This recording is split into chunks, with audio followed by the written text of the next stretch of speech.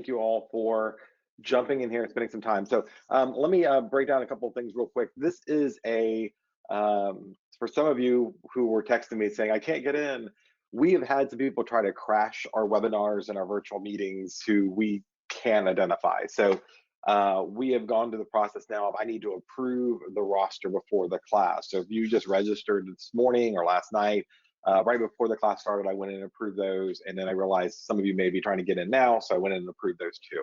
So sorry for that delay. It is necessary. We've had just had some people, we're not sure who they are, and we don't really want them kind of bombing our class or trying to hack anything. So we went ahead and put that measure in there for all classes. So what you should know is from here on out, anything you want to take, you need to really register the night before at a minimum so that we can approve it and you get your email and log in and stuff the next day. All right, so I'm not going to waste a whole lot of time here in the beginning because this is actually, you think farming, you're like, this is a 20-minute conversation. Not with me, it's not. So this is a 90-minute segment. It's a little longer than the other segments we've done in the past. If you need to bail, that's fine. I'm recording, hopefully it'll work, and I will post it when it's done. And so this is not grandma's farming class.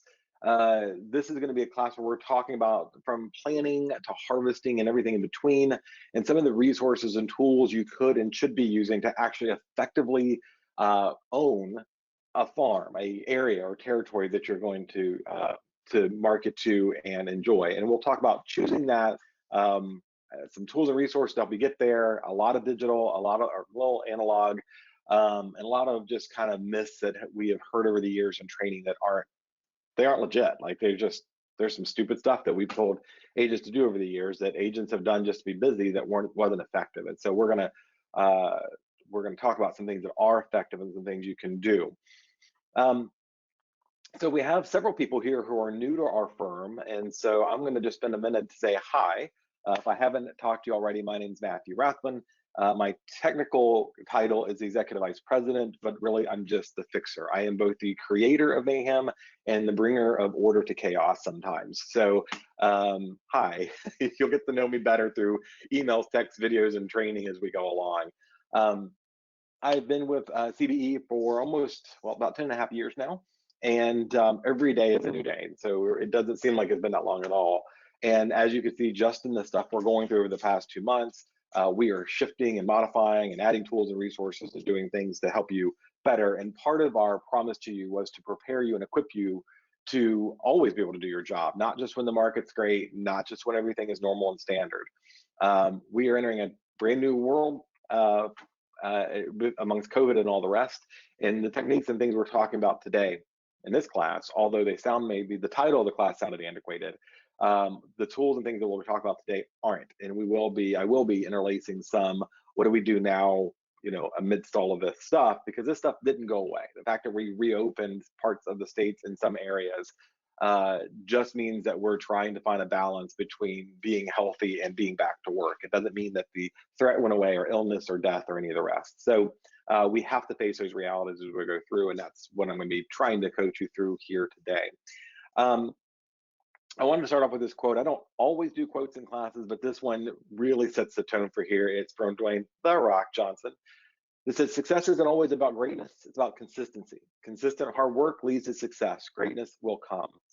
And I wanted to bring that about because one of the things that comes up as the trope very often in these classes that we do is that agents very often want a silver bullet, something I can go do, something will bring me business, something will bring business into money. Farming is a much longer process, and it does require some toiling and some work and some investment in your on your part. And I want you to just set in that mind frame that we're going to talk about a lot of work today. You don't have to do everything we're going to talk about in here, but it is going to be some work. And it's going to be some work because that's how people succeed. It's going to be some work because that's how businesses are created and sustained over time. We're not going to talk about door knocking and sending out cards with market statistics and hope for the best. We're going to talk about more intentional stuff. And so my job here is to bring the concepts, ideas, and tools to you, but you've got to be dedicated to execute and do those things. There's a helicopter landing on my roof for some reason. Just literally flew by really low. Anyways, there's gonna be some things that you're gonna have to do and then sustain. And when you're talking about farming, and we're talking about the things that we're gonna discuss in the next hour and a half, You need to understand that when you make the decision to invest in a community, that it's got to be consistent and intentional. It cannot simply be, well, what postcards are going to get the best response, and what about a newsletter and some other things. That doesn't work. This has got to be one form of your marketing that you really look at the long game on and really plan on working. So everyone is your SOI. If you noticed in the description of this class, what we were talking about is bridging the gap from farming to your sphere of influence. And your sphere of influence far too often is mischaracterized or labeled in the industry. You think sphere of influence, and what you think is actually the people that I go to church with, or my civic group, the people I see at mommy and me daycare days, or whatever it is. Your sphere of influence is everyone who's following you on Facebook, on Instagram, on Twitter, everybody in your neighborhood who knows you, and your church, and your civic groups, and wherever your volunteer work or effort is. So everyone is part of your sphere of influence now that you know. And now we're trying to take our neighbors and go from just someone who lives in the same community as me or the community I've chosen to market in, and then get them to our sphere of influence, and then take our sphere of influence and make them fans.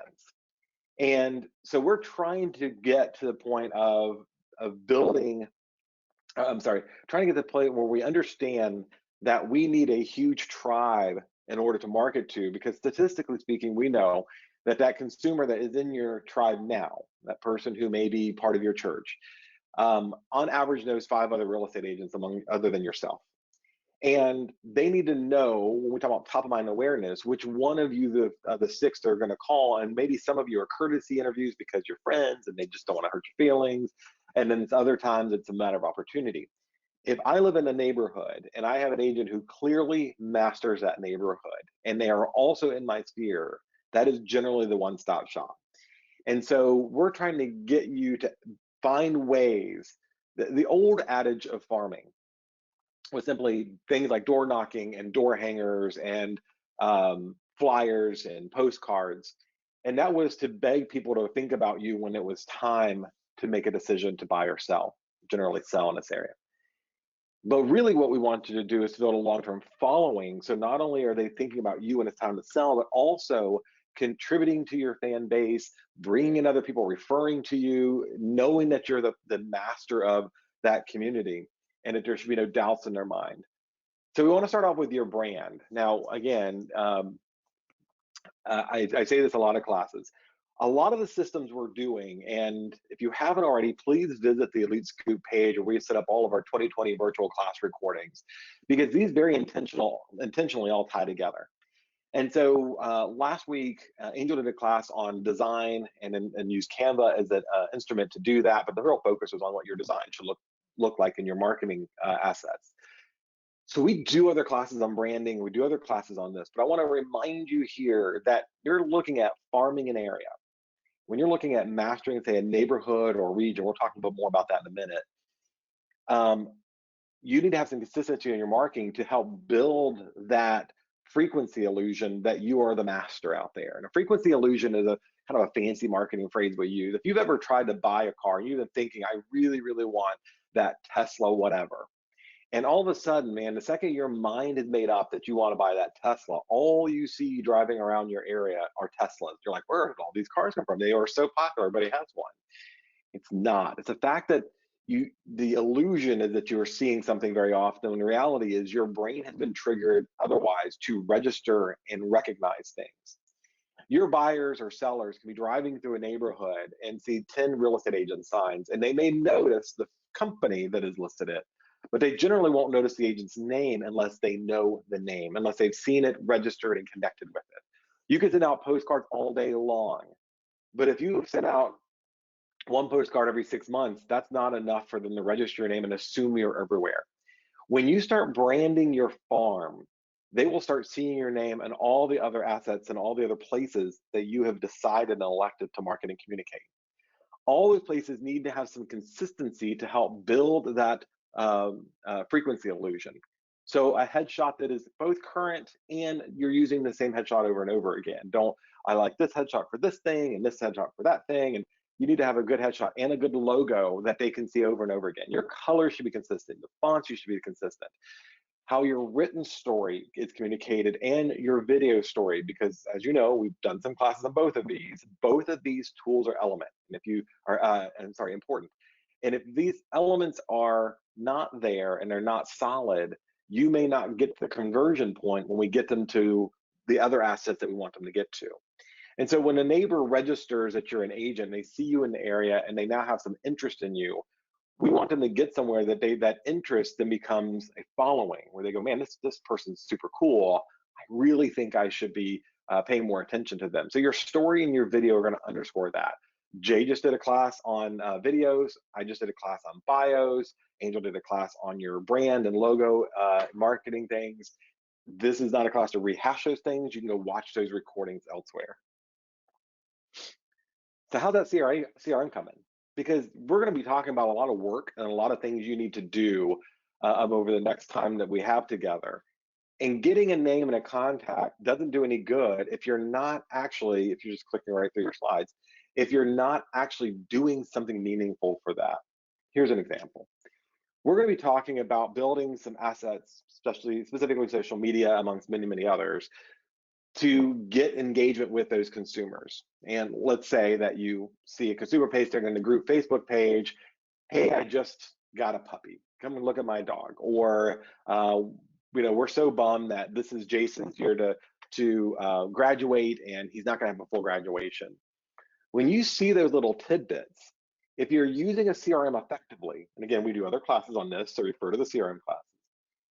If you're using that CRM effectively, then what you take in there and say, hey, Jason graduated this year. This was his senior year. And in that CRM, you put in a reminder that this time next year to reach out to that poster, that neighbor, or that person in your neighborhood and say, hey, it's been a year. I hope Jason's doing well in college, or especially if they tell you on social media what college he's going to. Or they get a new dog and you put it in there and the dog's birthday, the adoption date is on such and such date. That goes in your CRM. Anniversaries, birthdays, they're getting bombarded with a bunch of stuff from everybody. And you can keep doing those things, especially handwritten cards for anniversaries and birthdays. But to start doing those other life things that shows that you remembered a year later, that's what the CRM value is going to be. To be able to communicate with them and send contact information and keep track of these little nuances of life, that's the real power of the CRM, in my opinion. And you need to have one. And I know we say you need to have one, and you guys go tinker with it a few days, and then you get bored and go off and do something else. Or you got 3 deals in the thing, and you're like, "Oh, I am slammed." You're not even thinking about the 3 deals you're going to need next year that you should be building through your CRM. I know you, I get you. So CRM needs to be up and running and vibrant, and you should have a section just for the neighborhood or neighborhoods that you're farming. Now, as we talk about farming in this class, we're talking about geographic farming. Geographic farming is different from demographic farming. Geographic farming says, I am picking this neighborhood. Idlewild is going to be my neighborhood. Fox Point or whatever subdivision you're choosing, that's going to be your neighborhood, Lake of the Woods or wherever you go. That's a geographic central area, which makes farming in this context much easier. There's also demographic farming where you say, I'm going to address luxury homes, or I'm going to be a first-time home buyer agent, or new construction is my gig. Those are demographics. That is something about the person that you like or that you are targeting. I want to go for geeks, and so I'm going to do all smart home stuff. Whatever it is that you do, that's demographic farming. Geographic is a specific location, and that is what we're talking about here. And although demographic targeted marketing and farming is different than geographic farming, you still need to know the demographics about the people in your geographic farm in order to choose the right farm to make all the work and effort that we're talking about doing valuable to you to get your best return on the investment. So let's talk about a couple ways in which we're going to get market knowledge about the community. So we're going to start with this. You have chosen Idlewild. I'm just going to use that for reference today. You've chosen Idlewild to be your community, your geographic farm. And there's X number of homes in there. I wish I knew how many homes. I should have premised that before I started this. You're going to need to know what kind of people buy in there, what their story is, how they communicate, where they work, the type of jobs that they may hold, their type of education, because all of that starts to bring frame to what your communication assets and resources are going to be. For example, If I was doing Idlewild, which is going to be usually younger families who are have found some success in their business, they're typically educated. Or if I'm going to pick Lake of the Woods, which is also educated, but they're generally retirement age folks, I would probably communicate very differently to those two groups. And so knowing who those groups are is important. And here's some tools to help you get started. First one, of course, and you know I'm a big fan of this, is NAR's Realtor Property Resource, narrpr.com. And if you are new to the business and new to us, you're going to hear us talk about this over and over again. I'm going to put over here in the chat section the link, because for some reason I failed to put it in the slide here, but narrpr.com is in the chat section now. That is a great tool that is created by NAR. We close to $70 million for it in the life of that project now. So I don't know, it's some crazy amount of money. And so you should probably use this once in a while. But when you log in, you can choose a specific neighborhood and do a report, and it'll give you like a 10-page report that tells you the education level, the length of time at their homes, whether they buy or rent. I mean, it gives you a ton of data about the people you'll be communicating with and marketing to. And then there is CBX. And if you go to CBX, this is in CB Exchange, your Coldwell Banker dashboard. If you go in there and click on the buyer CBX buyer tool, buyer locator tools, this is also going to break down those numbers a little bit differently. It's going to give context to them, descriptions and recommendations about things. And between the two RPR and CBX reports, you're going to get a huge amount of data. The RPR report is far more about just like census information, market statistics, whether it's a good, bad market, where the heat maps are, and all those types of things. CBX is more about building a consumer persona. It's about the actual person, how to reach them, what their personality types are, some of the best tools we have to engage. These two tools, they may have some overlap in a little bit of data, but they need to be mushed together for you to decide if this is a good farm for you and how you communicate with folks there. Another good resource is niche.com. So niche.com is not as well known as I thought it was at first, but niche.com is for consumers. It's a consumer-facing website, and it does a great job with giving school information. It's a little bit more fair than greatschools.net and some others that have been kind of just taken over by angry, irritable parents. I was just reading a comment on Great Schools from a parent who was just blasting. They give this school like a 1 star, and of course they're like, if I could get fewer, I would. I can't believe that they don't have better resources. They should have visiting teachers in the middle of a pandemic. I'm not equipped to train my child, blah, blah, blah. And I'm like, oh my goodness. That is not the school's fault. They did not plan to have a pandemic. I'm not sure how you can 1 star. Niche has a much more polished group of giving feedback, but it also has a lot of just lifestyle and community information out there. It's a great tool for you to go grab some information to share or a link to share with folks. And then we've got Remind. And so Bright MLS is partnered with Remind, so you get Remind Pro, which is even better. And Remind Pro gives you some killer information about the opportunity for people to move, the coming and going, all MLS data driven data. It's really, really good. You need to go spend some time to learn and play with it. We have not done a lot of training at CBE for it, because honestly, they've done a killer job with their own training webinars and videos and live streaming stuff. So you really can go there and just learn all you need to. We've done a couple orientations and kind of flyovers with it, but it's well worth the time to go learn and invest in, because this may very well become your targeting, your CRM tool to target what properties are in there. And then the next one is HomeSnap. Now, I love HomeSnap. If HomeSnap Pro is now also part of your Bright MLS membership, and when you look at it, and the screen that I have here, if you can see it on your screen, go to your HomeSnap Pro, log in, go type in the neighborhood that you're farming, either one that you're going to farm or the one you are farming. Click on all homes over here, and then you're going to see a heat map. And if you click on likely to list, it's got some amazing data in there. And it is like, if you see those dots, they're all blue now because they're least likely. But every once in a while, you're going to see a yellow or orange one. And when you do see that and you click on that home, it tells you what's going on. So here, both in Remind and HomeSnap, again, they have different data points and they're well worth investing in every 2 weeks or so in your farm. So let's say that you chose an Idlewild as your farm and you go look at HomeSnap Pro and you're just going to pull Idlewild and you can do whatever you do to make that happen. And you do this shot where you're zooming in on the neighborhood and you see an orange dot just come up and you go and look and say, oh my gosh, this list says, and I just had one the other day in a neighboring neighborhood near mine, where the orange dot came up and said they appear to be pre-foreclosure, they've missed some mortgage payments, they listed a year and a half ago and didn't sell, and they have $70,000 in equity, all that from tax records that they pulled. And you click on it, and sure enough, 2 days later, I watched an agent list that property. I didn't list it myself. It's a long story, but anyway, I didn't go talk to them. But they that house turned orange. 2 days later, I saw the agent list the property, and within 3 days, it was under contract for more than they had listed it for a year and a half earlier. And hopefully, he avoided foreclosure because of it.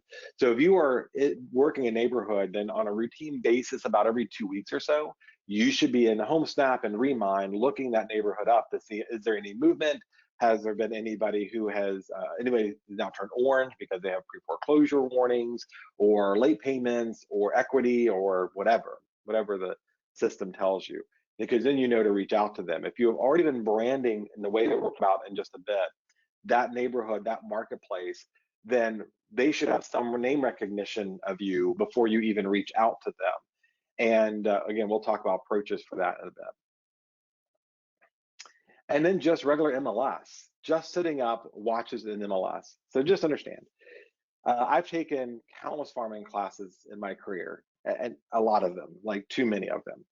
And in prepping in this class, this is a brand new class I put together because I looked at the old class and went, this is just way too analog for me. I can't deliver this. This is the same class I've been talking about for years now. I want to do something that's more contemporary. And so I looked at that, and there was some contemporary stuff in there, I think, for most people, but for me, it was just kind of the same thing. So I pushed that aside and I went and researched and I read a whole bunch of stuff all over the place. I downloaded pre-done trainings from franchises and NAR and Google and other instructors. And all of these were like, yeah, you should be at 100% listing capacity in your neighborhood. You're going to kill yourself and you're going to stress out for no good reason if you think you're going to get every listing that comes into your farm. Because some of the people in your farm are already agents. Some of the people in your farm are married to agents. Some of the people in your farm have moms and dads or brothers, sisters, or kids who are agents, or just that friend at church who's just getting started and needs their first chance. You're never going to get 100%, but you need to keep your finger on the pulse of what's going on in your community. And so putting MLS alerts, so you know how we do that for buyers, right? We can set up alerts for buyers of anything that just came in the market. You should pick the neighborhood in MLS, set yourself up as a contact, and have morning emails sent to you about what's been listed, what's gone under contract. You should know everything about the houses in the farm that you're going to choose as much as the lease is available to you. All right. And then also google.com. This is the last of your research tools. So google.com/alerts. Now, we have talked in many, many classes about using google.com/alerts as an alerting tool for you. You can see here I have my name in that system. And what this does is when you use your Gmail account, you go to google.com alerts, and anytime whatever phrase you put in there gets a new entry that Google indexes, you get an email alert at 6 o'clock in the morning. So if there's a new page or new marketing asset with your name on it, try this for your next listing. I do this for all my listings. And I put the address in there, and 2 or 3 days after we've gone active, I get 60 entries.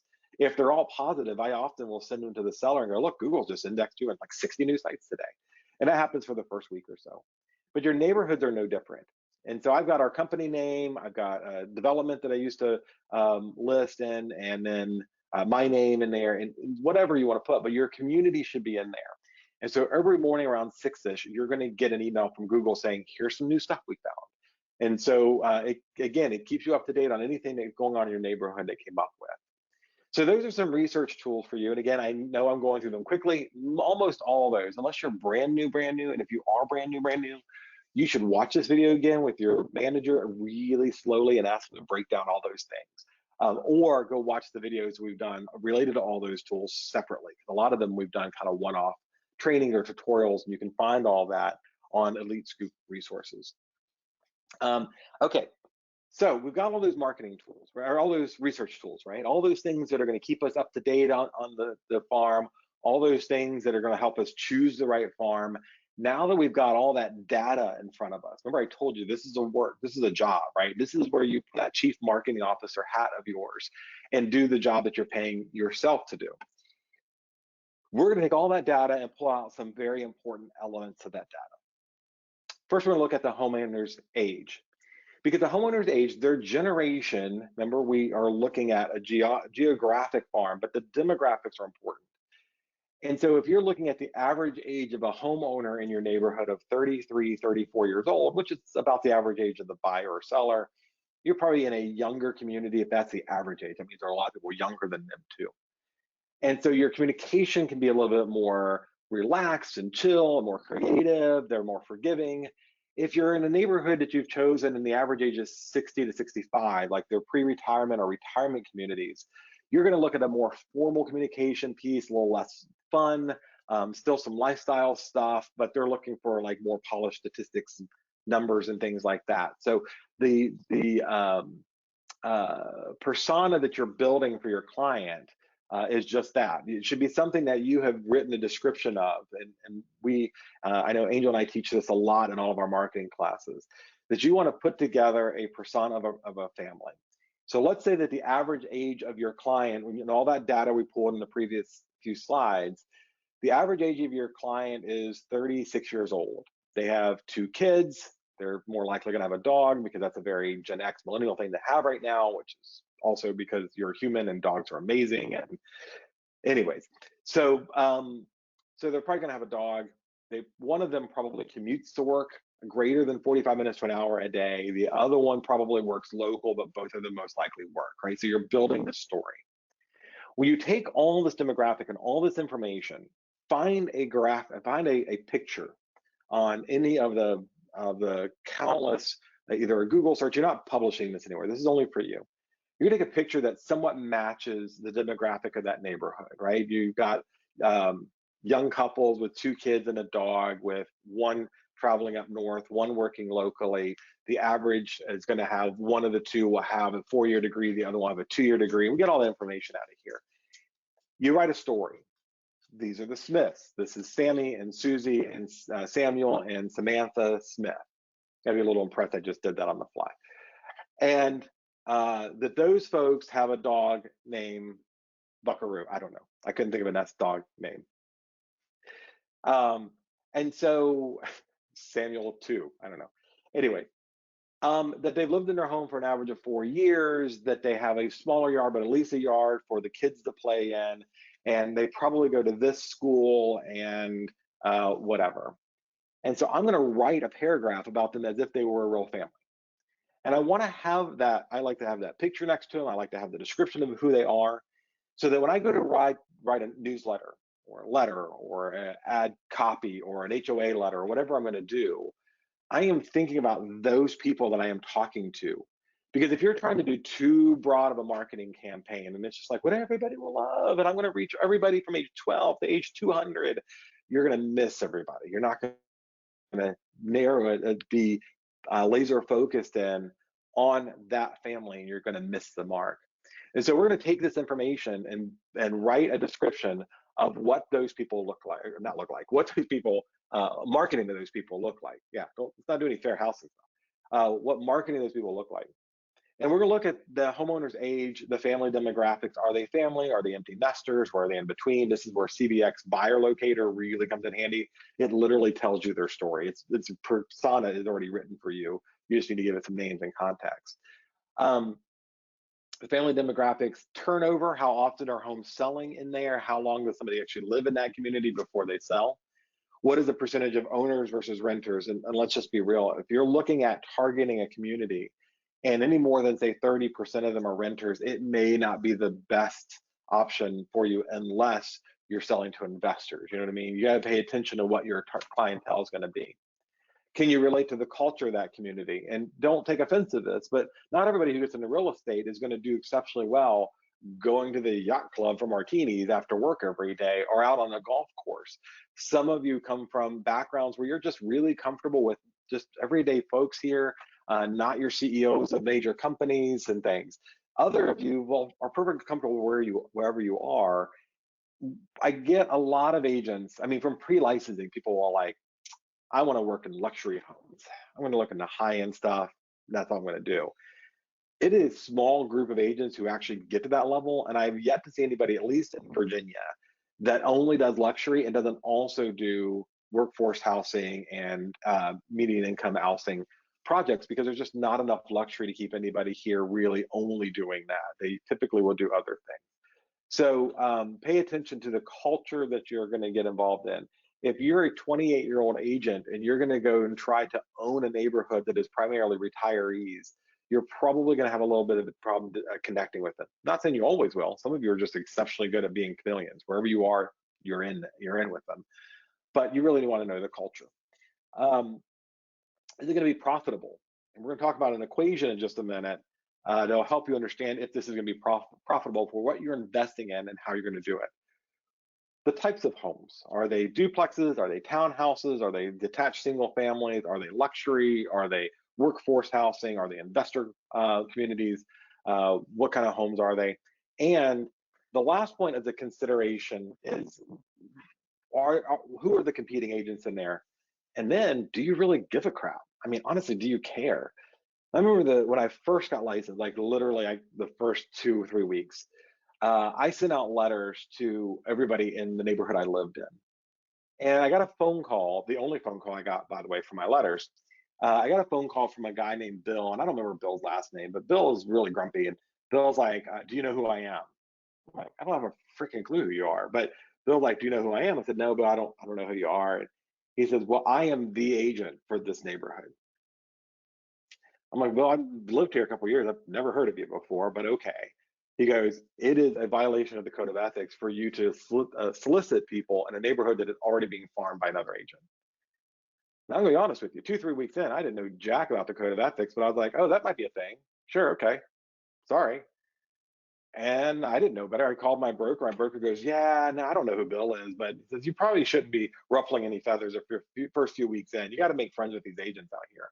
Let me just tell you, the worst advice I've ever gotten was that it's my job to make friends with other agents, because oftentimes that leads to not getting my unfair share of business, or for sacrificing my clients' needs at that. Now, I'm not telling you to go out and piss off every other agent out there, but don't be afraid to market a subdivision because you see that there's a top producer or a popular agent or someone who's owned a subdivision for years, and they're going to get snotty because you're in there marketing their territory.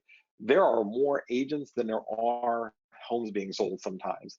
And so there's enough business out there, enough opportunity out there to create your own business.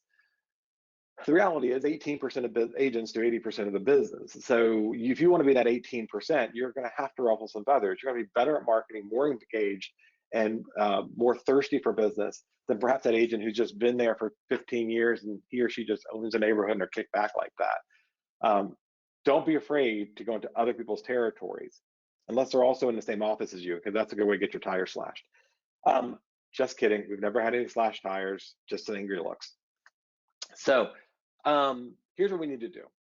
We're gonna do a little bit of math. Math absolutely sucks. It is the worst thing ever, but it also helps us out. So we're gonna do a little math. We're gonna pull our MLS data. We're gonna look at that neighborhood, and I would suggest pulling data over the past 2 to 3 years. And if you need some help, especially for those of you new, check in with your brokers. They have got market statistic reports, data. You can go into Bright MLS, go up to every information. There's a ton of it there. Go to Remind, which is in your Bright MLS dashboard. It's tons and tons of marketing data. RPR, tons and tons of marketing data. You need those 3 things. You need a Remind report, RPR report, MLS data, because you want numbers here. We did demographics earlier. Now we're just doing numbers. We're going to pull the numbers, and we're also going to look at our personal budget. And I know all of you have a written out personal budget, don't you? Yeah, you do.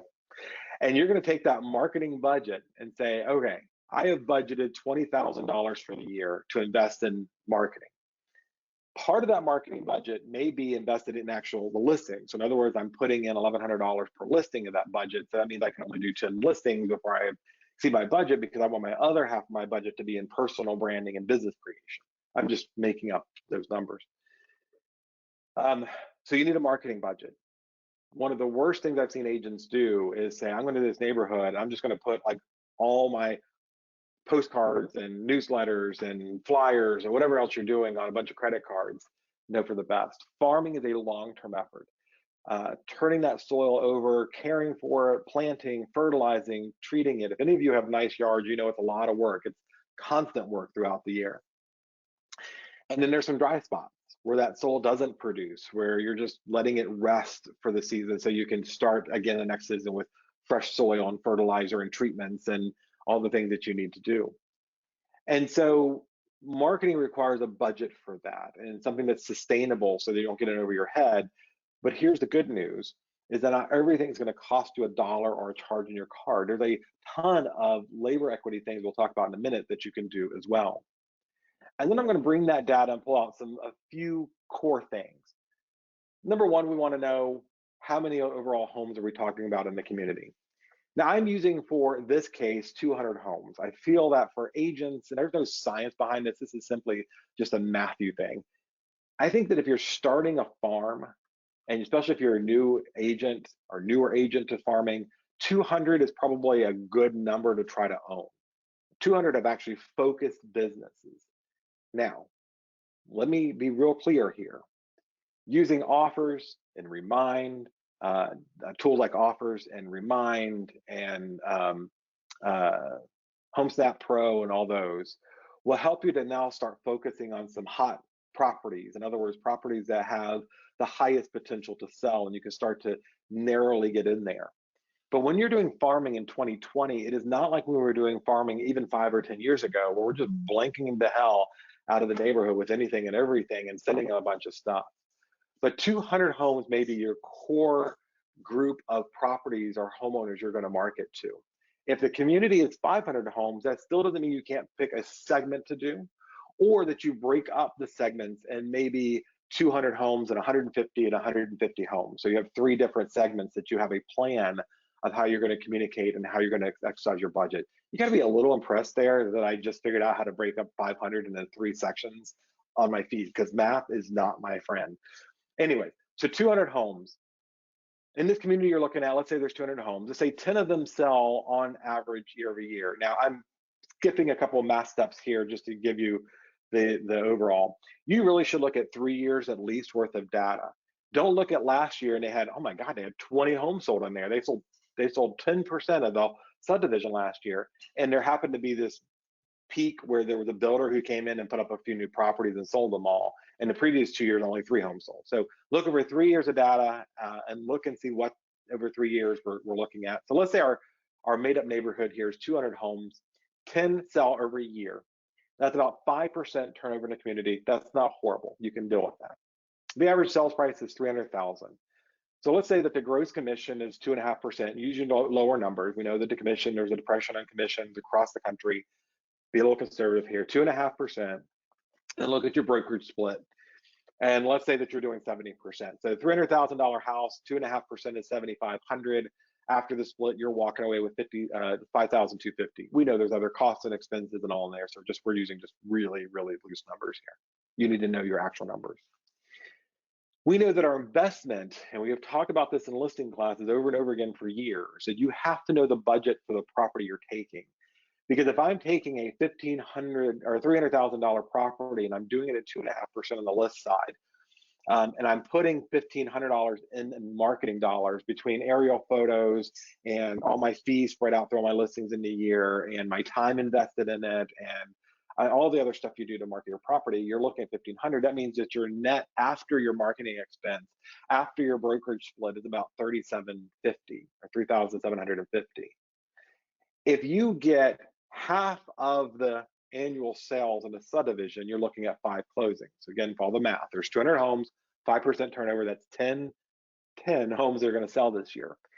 If you're getting 50% of every listing in any given market area, you're doing great. Like, we're going to give you a ribbon and a cookie because that's pretty awesome. don't think you're going to go in and get all 10 homes, especially the first several years you're doing this. Maybe, but generally not. So we're going to say you're going to get half of the potential business in there if you're doing successful farming. That means you had 5 closings. That means you made $18,750, assuming that you closed half of the annual sales of the property at an average sales price and all the other things being equal. $18,750 is a pretty good day's work if you're smart about investing yourself and how you market and budget, the tactics we're going to talk about in a minute. So I am going to get to tactics later, the actual things that you do. But for now, I want you to keep this in mind. This is the kind of quick math you need to do with all the data we pulled earlier to say, what is my actual investment going to be in farming this neighborhood, and what kind of income potential can I have? Now, I want you to be real clear here that your marketing budget can't just be 18,000 divided, or no, let's say my marketing budget is I'm gonna spend 10% of the potential realized income. So let me go back to this slide and talk about numbers now. I can't go back, and I just totally ruined my very fancy transition. That is disappointing. I'm going to do it again just so you can get the full effect of my fancy transition. All right, so the income potential. So let's say that I'm looking at $18,750. Now, $18,750, that's pretty good. You're going to spend money to make money. So you have to question and say, my potential income, if I can get 5 listings out of these 200 homes in this particular neighborhood, how much am I willing of my marketing budget? You're not going to inflate your budget. You're going to stick with your budget until this is a proven thing. How much my marketing budget I've set aside for the year can I invest in this neighborhood? Because it doesn't mean you don't write the neighborhood off. It means you need to be conscientious of how much money you're going to spend on marketing assets and how much labor investment you're going to put into this particular marketing or farming of a neighborhood. So again, let's say I'm putting 10%, that's $1,875.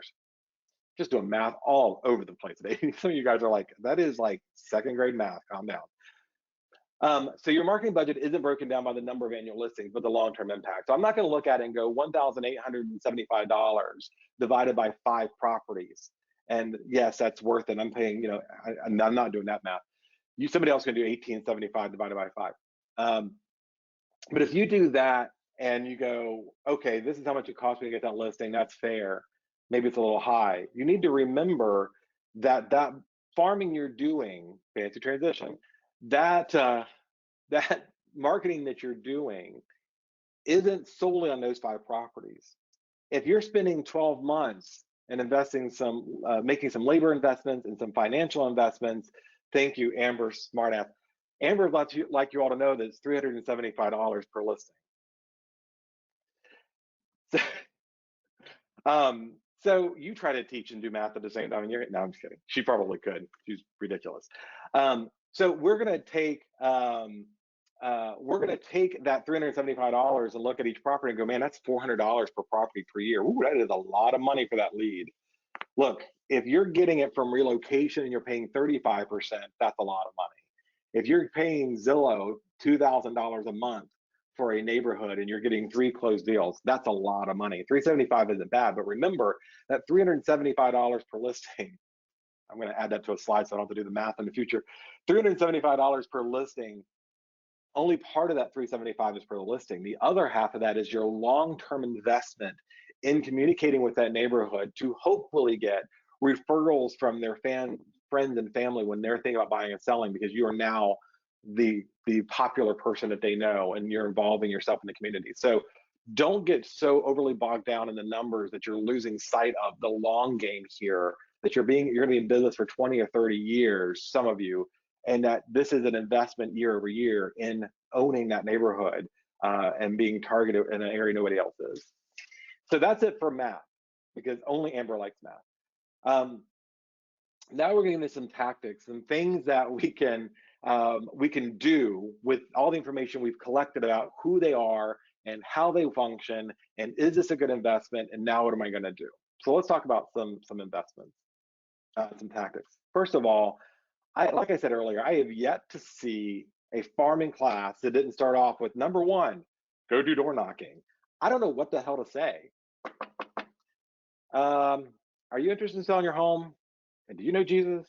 I don't understand. What is the dialogue here? I know a lot of you are really into scripts, and I'm really not. I want to have a meaningful conversation with somebody, and going and knocking on the door and interrupting their day, their dinner, their family time is not my jam. It may be yours. It's super old school.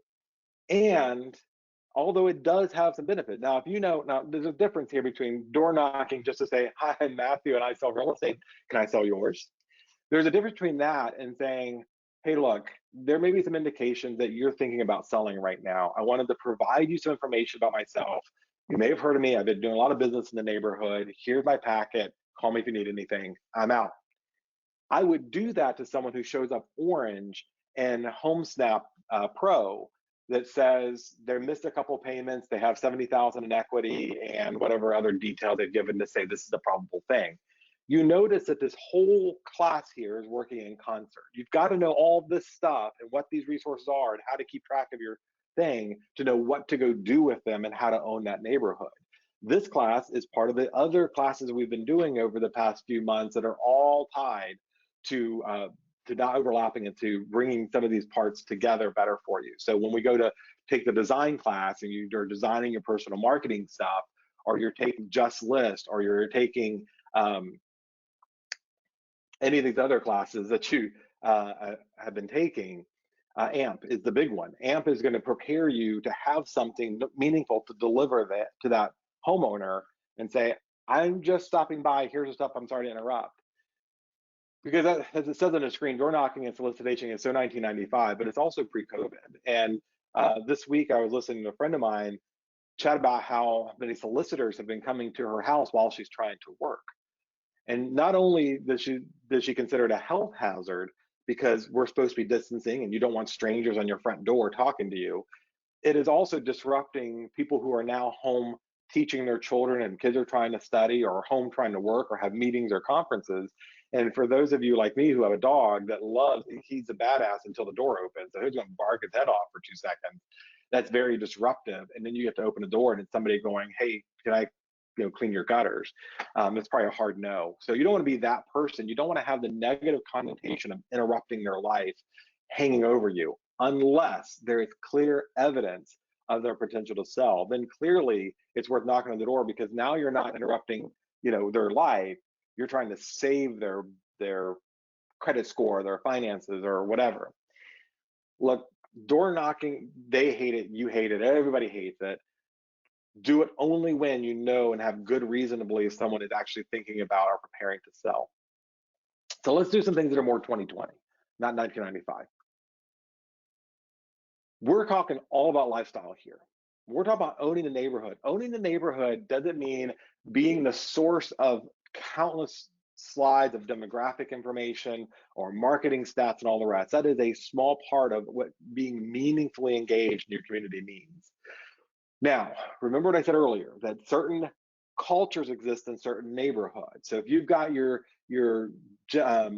baby boomer generation in the neighborhood, they may be all about those stats, and really that's what they're going to hire you for, because you seem knowledgeable, you've been doing this forever, you've had a couple of deals in their neighborhood, they've seen you before. But your Gen X and your millennials, which is your much broader, they're huge. Look at the statistics. They're a huge part of your selling class now. Your baby boomers they've really kind of slowed down in their lives. They don't want to sell anymore. AARP did a report a year and a half ago that said that 73% of those people who are over 65 want to remain in the home they spent their 60th birthday in. They don't really want to sell. They're only doing it to downsize or health issues. And so those folks aren't going to be the majority of your sellers much anymore. Your millennials and your Gen X are going to be the huge focus for you in most of these communities that a lot of you will be moving in. Not really luxury, but if you're doing other workforce housing or first-time buyer type communities or middle income communities, that's going to be who you're targeting.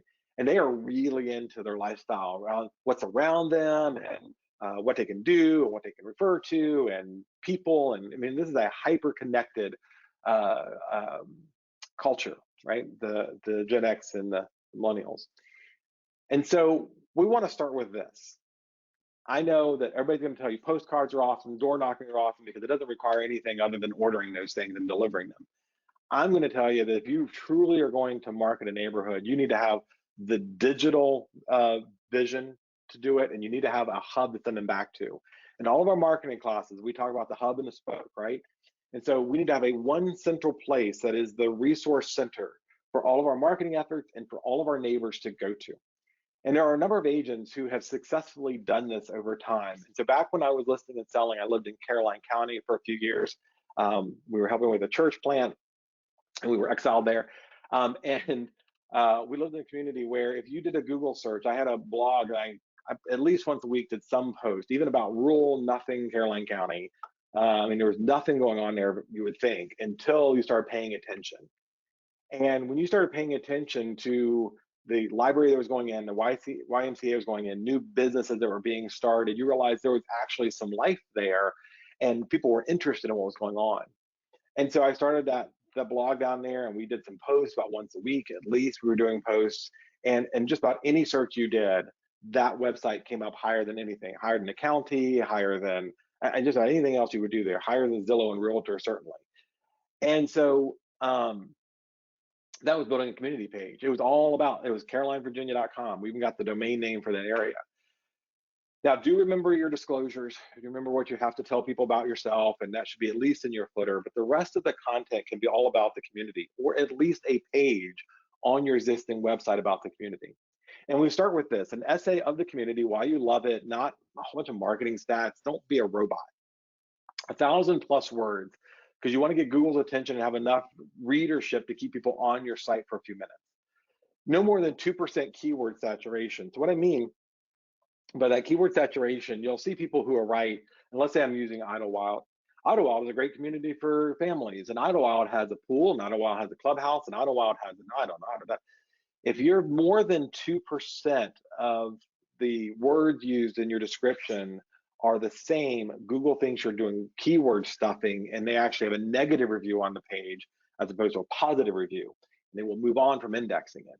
And so you want to have about 1,000 words. Only 2% of those should be the actual community, but you do want the community name in there several times. And you also want it in the first sentence. Additionally, you're going to want to focus on some of the assets. Now, some of you are thinking, you know what if I don't choose Ottawa? What if I'm choosing a subdivision that it's no HOA, there's no community anything? Well, then around it is shopping, around it is restaurants, around it is theaters, around it is parks. I mean, there's other things to talk about. Matter of fact, that's even better, because if it is an HOA that you're targeting, the HOA has their own established website that is generally the focus of everybody. If you're going to a non-HOA subdivision, good chance they don't have a centralized place where they can find out everything else around them. I know what you're thinking. Why do I want to post about things around us for people who actually live here? Well, because some people are looking for ideas. And so if you do this post and you have it down there, 3 date ideas when you live in Woodside subdivision, and they happen to be the park nearby or the best restaurant nearby or whatever, that still appeals to people who live in there. But more so, you come up when people are searching even their own home or community. It's one more way of that frequency illusion to get in front of them and to see results for you. We also want to have 4 pictures of the community, the best that you can, with alt tags. And so we say a minimum of 4 pictures. Again, we're trying to get Google's attention. Alt tags, when you upload a photo to your web page, it's going to ask you for keywords related to that photo. Or when you label the photo, you'll want to call the photo 1 or lake view of Lake of the Woods, whatever it is. Name the photo something that's relative, so that when people do Google searches, you'll notice when you do a Google search, there's a section called photos or pictures may come up. It's because those tags have tagged it. And so when people do research the community, if they're thinking about buying in there, or even if they're just selling, they research their community, you're going to come up in there. You want 1 YouTube video about the community. Again, it doesn't have to be a spectacular community. It could be your standard old 75 home community that's been around for 50 years over off wherever. Talk about what's around the community. It doesn't have to be so strictly in the community. All of you, I know almost everybody on this thing, and I've talked almost to all of you. I know you can do 60 to 90 seconds talking about absolutely anything. So talk about the community, and it could just be Fredericksburg. It could be the historic district. It could be Gainesville and how close you are to DC or the music venues or whatever it is. You talk for 30 to 60 seconds about why you love this community. By the way, I forgot to mention, you don't have to live in the communities you choose, nor do you have to stick with just one. Whatever your budget and time allows you to control, you should invest in. I think you should keep them somewhat close, and I certainly think that it tells the story if you live in the community better than if you don't, but there are ways around that too. You can avoid that question or statement. And then lastly is links to your community assets. A link to the web page where I can go to the county and sign up for emergency alerts, link to VDOT service center in your area, link to the local sheriff's office, link to RACSB, whatever community service tool you can find, you should have a bunch of resources on there, to the zoning group or whatever it is. You should have some links to the community, to the local golf club, a whole bunch of resources should be on that page. And again, for your neighbors, when they finally hear that you're a community expert, you want to have a place to send them where they can go and look up what's going on. Additionally, on that same web page, you want to have a link for a CMA request. I know a lot of people are going to Zillow and looking up those numbers, and you all have, everybody has their different feeling about Zillow. I happen to think that they're doing the best they can, and we didn't do it, so somebody did. But we all know those numbers aren't true. And we also know that homeowners who are spending 18 months on average before putting their home on the market, from the time they've thought about it to the time they do it, they're looking at any and all resources in the area. In your Cloud CMA, and again, there was just a class in Cloud CMA, you can go there. There is a lead generation tool in which you can embed either a link or a page on your website where the consumer can go and fill out their address and their email, and it's automatically going to generate whatever you have set up in your Cloud CMA system to respond to them with as a market analysis. And oh, by the way, this is without seeing your home. I really need to see your home if you're serious about selling, or even if you're not, to give you a better assessment of the quality of, not the quality, of the elements inside your home that we can market to and may increase the value of your property, right? There's got to be a call to action to get you physically in the home, drop off some information or whatever. And so, again, the CMA request, the Cloud CMA link there, links to the community Facebook group, and we're going to put a pin in that and come back to the Facebook group in a minute, but link to the HOA, the community Facebook group, the best fishing places around, the best eating places around, whatever you can build. You're doing a whole guide for people who live in that community. And I don't care if it's 75 people or 200 people or 5,000 people. This is going to be valuable stuff, not only for them, but for Google. Remember, the longer it's up, the more people who get there, the more people who share it, the better the resource. And then also just some of your favorite activities, same thing that you like to do. We'll talk a little later about one of the ways I like doing that. These activities are going to give you some personality, let you share a little bit about who you are. All of these things do not have to be all on one page. A lot of these things could be continued blog posts that you do related to the community. So you may do a blog post that says why Fawn Lake is where people want to be and what's coming up to the market soon.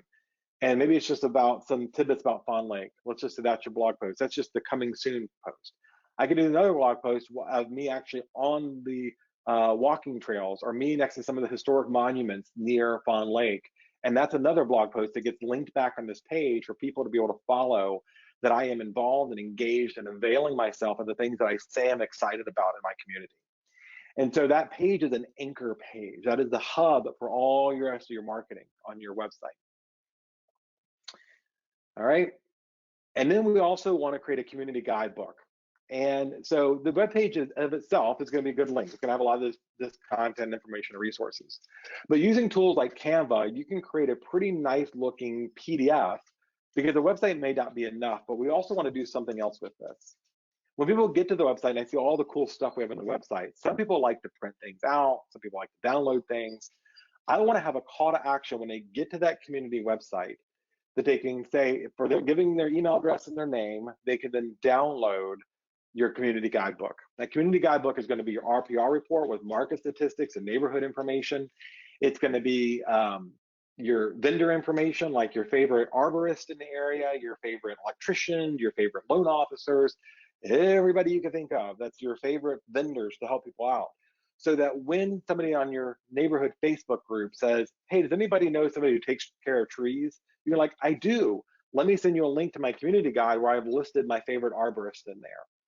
And then when they send their email, they provide their email for it, either going back to the website. When they ask for a CMA, you're getting their name and email address. When they're asking to download your community guide, they are giving you their email address. When they go on Facebook and they ask for questions like, does anybody know their trash service? Like, yeah, shoot me an email and I'll send you my contact information for that over there. You're constantly going to be on the fly looking for their email addresses to go back to the CRM that I talked about at the top of class. Again, all this works in concert. This is all different steps and stages for you. Have emergency numbers. 2.5 months ago, the county's system, septic system, decided to back up in my house. It's a Sunday afternoon. I had to go Google and try to find the contact numbers for water and sewer and emergency numbers and all the rest, and it was painful.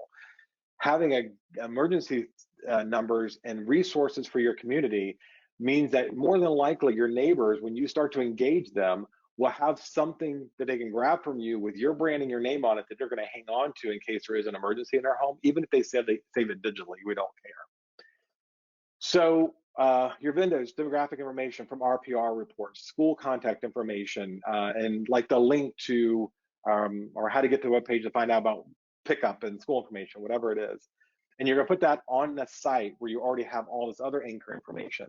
The other thing this community guide is going to be good for is for sending out to people every once in a while, or when people move into the neighborhood. I'm going to talk about new moves in just a minute, but keep this in mind. This community guidebook and the web page are two really big anchor points for your becoming the expert in this community, being seen as an author or authority there. And then Facebook group. If it doesn't exist, create one. It doesn't have to be an HOA.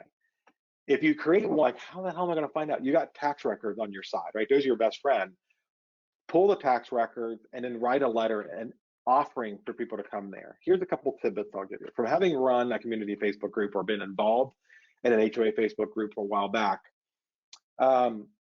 you're an advocate for positive news and positive things going on. You're a contributor to help them understand things that are out there, and you're a resource for them. If you start getting involved in county politics, if you're against the solar panel farm, if you're against the HOA, if you think solicitors are the devil, you're going to start to have a negative connotation, and the only people calling you are other negative people. Nice and good people stay away from that garbage.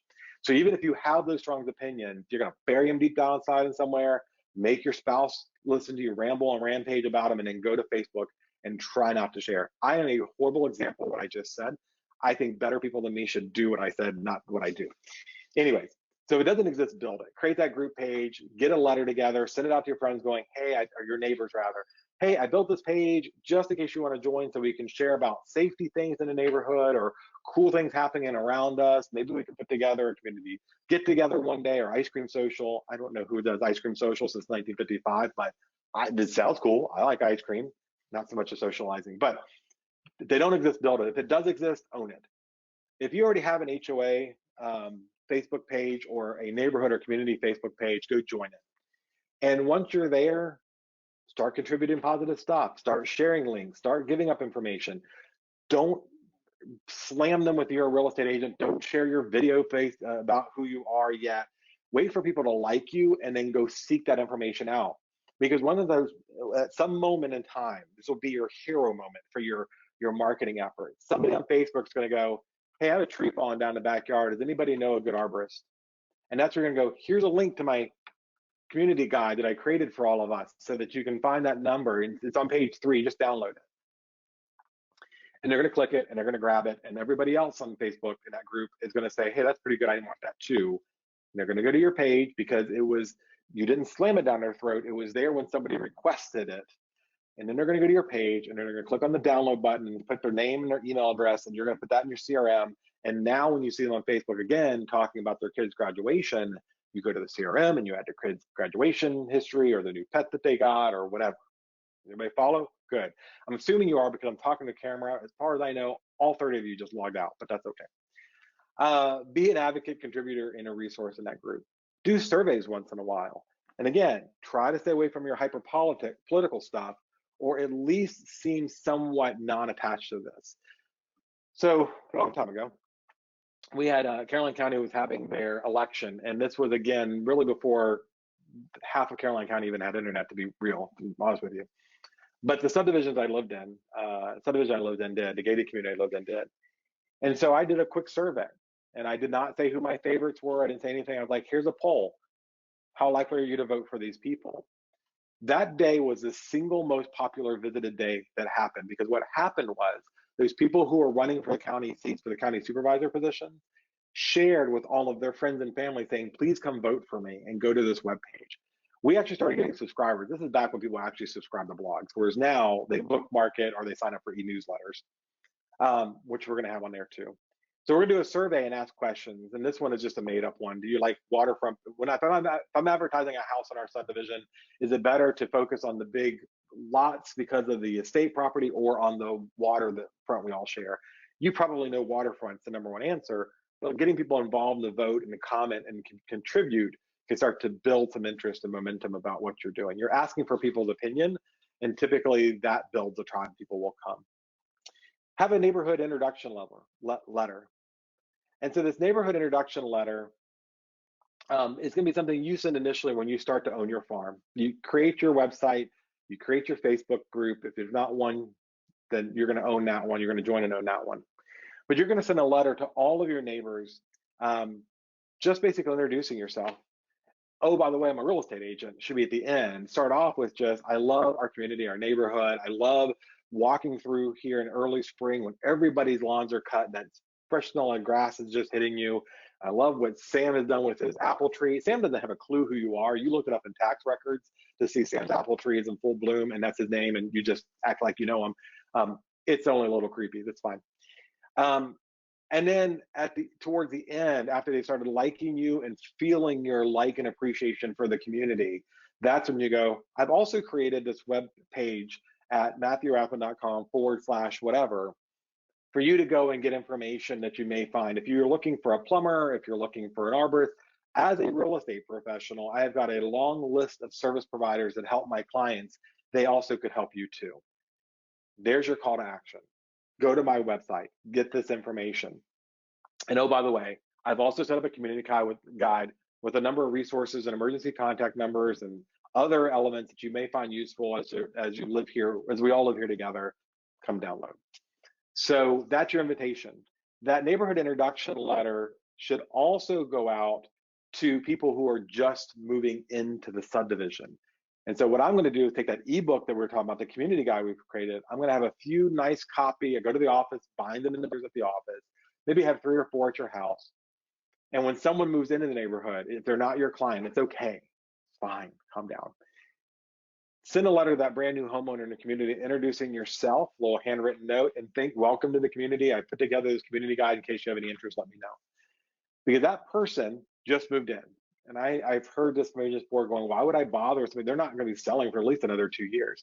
You got to get out of the mindset of 30-day clients. They do not exist anymore. Generally speaking, they're going to call you when they're interested in selling. But if you're trying to market and communicate with them long-term, you got to think long-term. Making friends with them, being their first friend in the neighborhood is a very important step to building people into that tribe. And in your letter, you should say, email me if you have any questions or comments, so that when they do email you, what did you just get? The email address to go with their name. And you may not have their name because tax records are going to take a while to update. So maybe wait a month after they moved in to send this over. Whenever you can get that new information, just stalk the hell out of them. And then send in that guide with your handwritten note. Again, handwritten notes, big deal. Handwritten notes also, if you see that they've adopted a new pet or a new kid, adopted a new kid or gave birth to a new pet, I don't know, whatever. They upgraded their home. You just notice they put in new landscaping, they put in a new fence, they put in a pool, anything that you can find to compliment them on. So if you see they put in a new pool, go to tax records, grab their name, Mr. or Mrs. Smith, or hey, Frank and Fanny. I'm running out of names that start with the same letter. Just noticed put in a new pool. It looks fantastic. I'm sure you're going to enjoy it in the summer. All the best. Here's your name and your business card, and just put it in there in the mailbox. Mail it to them. Don't be cheap. Mail it to them. Put a stamp on there. Don't be one of those people. Graduations, any reason to say higher thanks, anything that you can see. If you see them outside cutting the grass in the common area because nobody else would and VDOT's poor, send them a card thanking them for doing that. You are going to be the most thankful person in that neighborhood to anybody and everybody. And then as you start collecting all their email addresses, and actually probably before that, you're going to set up an e-newsletter. On your webpage that we're pushing them all to go to, There's going to be links for getting a CMA, which gives them email addresses. Downloading your ebook is going to be an email address you can get from them, and then signing up for community newsletters. Now, community newsletters do not need to be market statistics all the time, but they should be part of that. E-newsletters, and I like MailChimp.com the best for this because they give you an easy sign up widget you can put on your web page or link. You can set up an e-newsletter that goes out to all your clients and everybody in your CRM, and then do that same version, but it with different, more hyper-local content for everybody else. So if you're writing in your newsletter about just, and if those of you who were with us when she came, Valerie Garcia came and spoke at one of our awards banquets. She is the best newsletter writer I have ever read. And so if you would, just go to her webpage at valeriegarcia.com and sign up for her newsletter. It's well worth it because she'll do 3 articles, and 2 of them are just going to be just whimsical, well-written stuff, things like what Amber writes and does in her Instagram kind of things, where you just feel good when you read them. And then, oh, by the way, I'm a real estate agent. But you do 1 or 2 of those articles where you're just talking about how much you love the local parks, or you can't wait for your favorite restaurant to open back up, whatever lifestyle content you have. And then maybe the 3rd of the 3 articles is going to be about the real estate market, and buyers are getting qualified. There's more buyers getting qualified this time now than there was last year. They're all waiting for listings going to market. If you know anybody looking to sell, please let me know. And that's your call to action at the end. But if it's just real estate all the time, and it's not lifestyle stuff, it's not something that's cool and hyper local and something I can connect with, I'm not going to read your emails anymore. If it's something cool and hyper local about Fredericksburg and the surrounding area and the community events, I'm going to read it and probably stay subscribed to it. And then if I'm interested. The last thing I'll say why I like MailChimp is that you can do all those articles as blog posts throughout the month. So they're searchable in the future, and you get SEO, and they are shareable on social media. And MailChimp will pull those blog posts and then send them out monthly on a routine basis for you. So you get the best of both worlds. But e-newsletters is a way to kind of continue. You had to get the emails first, but you need to set up the MailChimp e-newsletter so that on that web page you set up for your community, that people are going there and giving you their email address to get the newsletter, to get the download, to get CMAs, whatever else they're giving to you for. And again, early on when you do this, you want to have all those things set up and that website be your central farming hub, but you're going to have to do some paper in the first probably year or 2 to get the momentum going back to your webpage. Those newsletters you're emailing out, you can still email them. I would probably still send out one every once or every other month at least, where again, it's positive, it's uplifting, it's community, maybe some life hacks. Did you know you can clean your furnace this way, or don't forget filters or whatever. Please don't send out a postcard or an email or anything else reminding me to fall back or spring forward. My phone does those time changes just fine. And anybody who doesn't have a phone is not somebody you want to work with anyway. So anyway, some life hacks, community news, and then again, that call to action to go back to your website. Every email or every written newsletter should be, for more information, go get my community guide on my webpage at matthew.com/whatever neighborhood you're in. And then stalk them. They're going to be your new best friend. When you get, if they follow you on Facebook, you follow them on Instagram, and then you comment and you share. Now, not creepy, like every single thing. They're talking about something, whatever. Be a real person about it. But do follow them, do engage on occasion with them so they can recognize your face and see you're a cool person, and don't try to shove real estate down their throat every 5 minutes. You're just gonna be their community guide. So you should be the first person they think of when they want to know about what new business is opening up or what's going on. If the community has an HOA, you want to be able to contribute to a newsletter if you can. Call the HOA. Ask, would you mind if I wrote a half-page article for your newsletter every month or every quarter, whenever they send it out? And again, make it about lifestyle stuff, not just market statistics, not just whatever. It could be an article about what really constitutes a bedroom. It could be an article about your smart home devices. It could be an article about security cameras in and around your house. It could be anything that's lifestyle generated. If the HOA says, no, we don't need any authors, ask if you can pay for the ad space. Because while your competitors are paying just to have their business card in the back page of a newsletter, I have no idea what value that is. Maybe you can buy half a page and write that lifestyle article as a sponsored ad content, and then have that sent out with your information on there. If you're an HOA, join at least a committee. I would it's up to you. And some HOAs are big and small, some have smaller committees you can join. I would try to stay away from being in a decision-making role, like being on the board. Maybe that's your aspiration and God love you. But remember, no one is ever going to be happy with everything the HOA is doing, right? And so you vote for or representing a committee, even if you're the dissenting vote on a very unpopular decision, it could actually hurt your business. So being involved without taking ownership of an HOA can be very valuable to you. Share the HOA initiatives with followers. Again, try to be non-political if you can. Non-political both in regular voting politics, but also in the HOA. What they're doing is fine. You don't have to support it or hate it. Also, postcards. So postcards are good. We have set up a pretty big collection of these on CoreFact, and you can get there through the resources page for us. So we've already, again, set up a whole bunch of these. There's some asking for a location. There's some cards talking about what you do to market a property. There's some cards talking about the value of videos. But really the cards that we think are probably most valuable to you are the house hack section of cards. And if you go to CoreFact, they will help you set up a campaign. It's affordable. We've worked with them for years now, creating content just for you to use and updating it. And doing things like this idea, which is using nail polish to differentiate the colors of your keys, or using ice to get the indentations out of carpet and the floor where furniture has been sitting on it. We got a whole selection of those. And if you think about this while you're trying to own this neighborhood, when you send out those cards, if they just see it's just, here's what's going on in the market today, they're gonna throw that card away. If there's something in there that may actually help their life, how to fix leaky faucets in a cool way, using a rubber band to get out stripped screws, whatever it is, they're more likely to hang on to it or at least focus on it, read it, see who sent it to them. On the flip side of CoreFact cards, there is then a call to action to say, there's a unique code. If you're interested in your home, the value of your home, go to this website on your computer. That's part of their whole gig. I don't have time to break down all the value of it. I'm a big fan of CoreFact, and I think you guys should go check it out. Again, go to the resources page on Lead Scoop. Just take a look around there at some of the stuff they offer.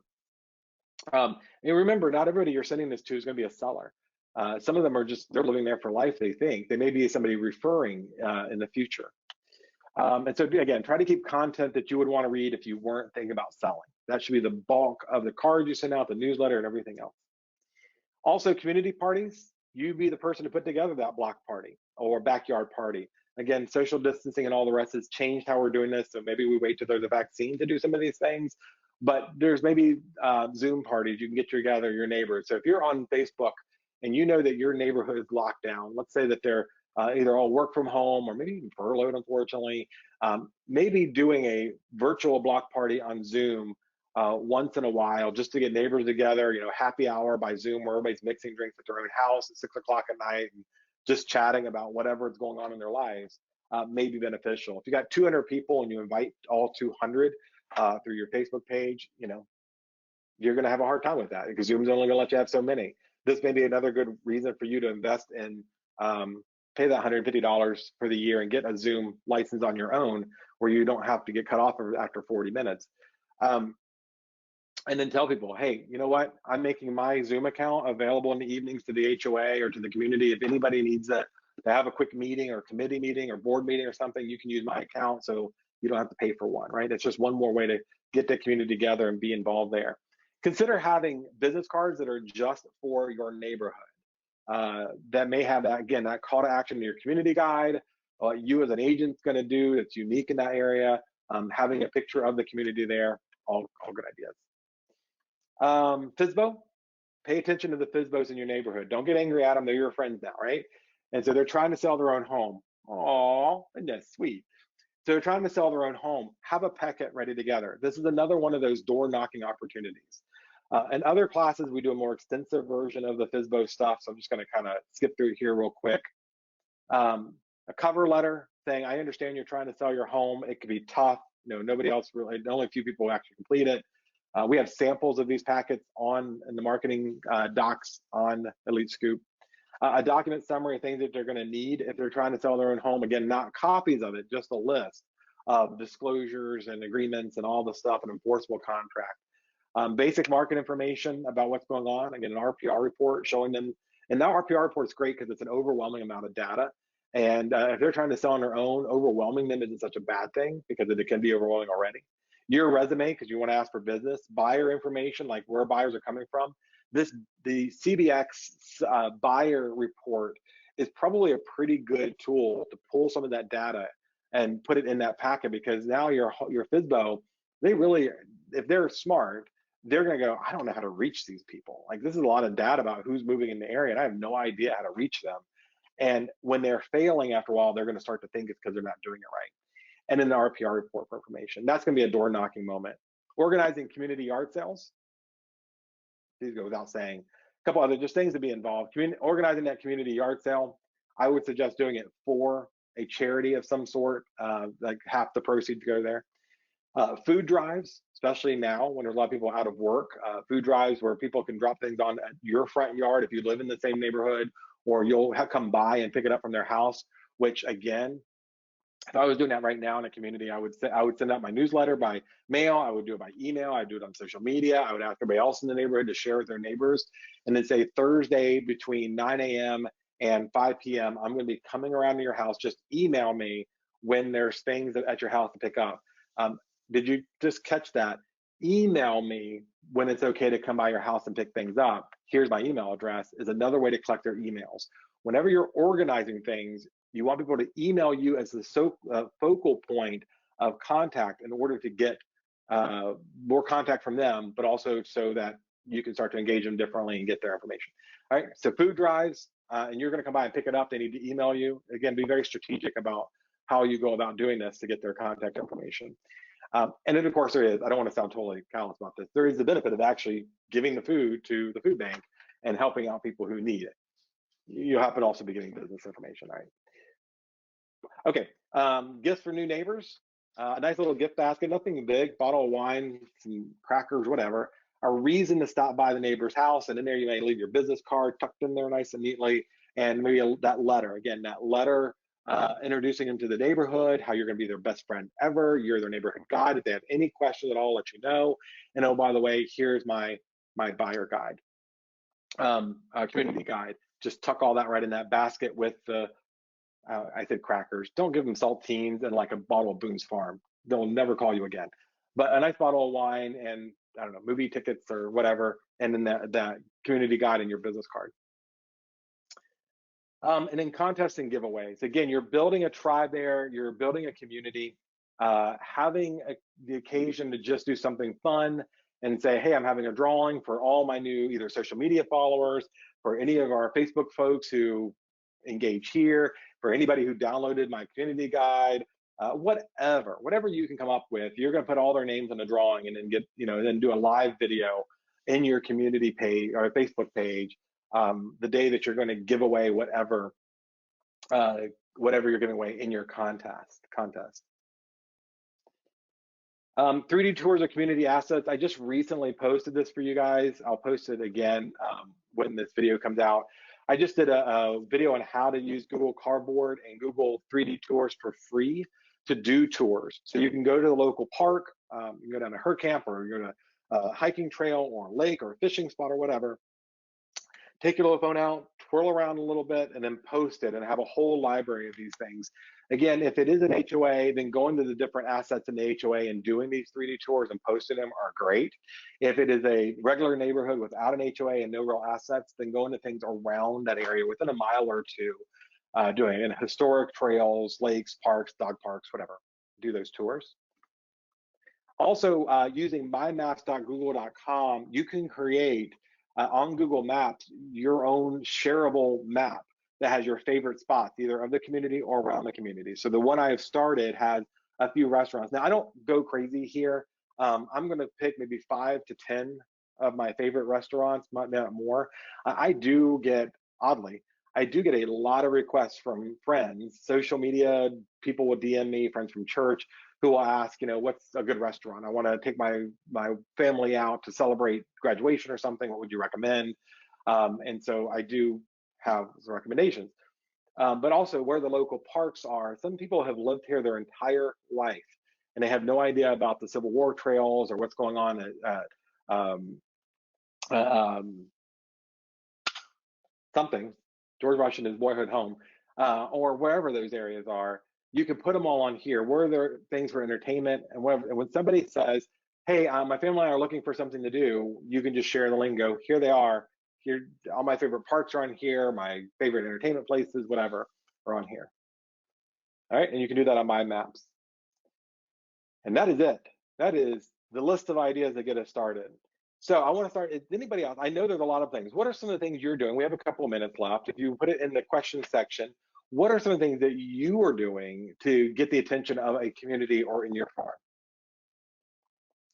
farm? Brittany says, would you do this even if you know it's a tenant moving in? Yes, even if it's a renter moving in, I would absolutely do that for a couple reasons.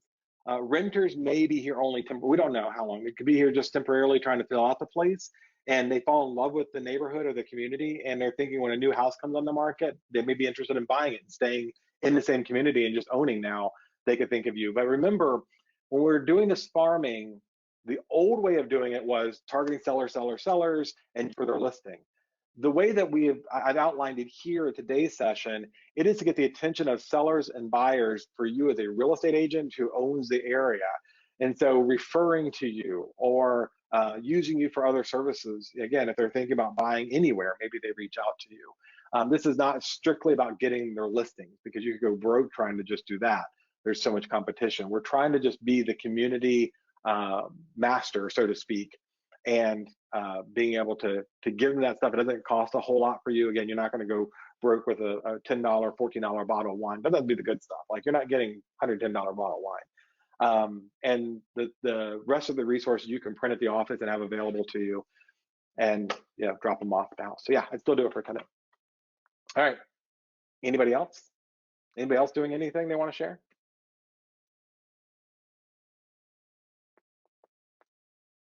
I can wait. I have 3 whole minutes. That says, do something nice for a locally owned company or volunteers for a local resource that does so much for others. It's nice to do something nice for them, and they remember that. That's absolutely true. Doing videos, going and doing a video with a business owner, or sharing something that the business owner is doing. Your fire rescue, police folks, your hospital folks.